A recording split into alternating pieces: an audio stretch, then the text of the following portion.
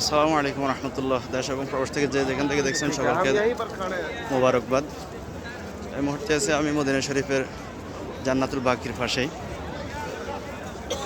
যারা অনেকে আশা করেন জান্নাতুল বাকিতে লাশ কীভাবে দাফন করা হয় এবং নিজে যদি একটু শরিক হতে পারতেন লাশ দাফনের সময়, তো ওই বিষয়ে আজকে বলবো ইনশাল্লাহ।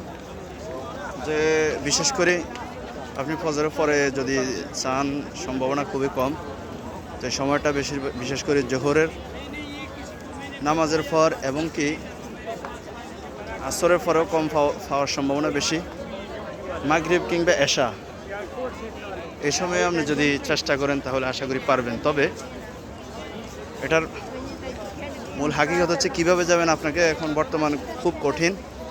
যে জান্নাতুল বাকিতে ঢুকা, লাশের সাথে ঢুকাও কঠিন। তবে এখন আপনি যদি নামাজ শেষে সুন্নত না পড়ে যে জান্নাতুল বাকির সাইডে ফার্স্ট টাইম যদি এসে আপনি 364 নম্বর গেটের সামনে দাঁড়াবেন।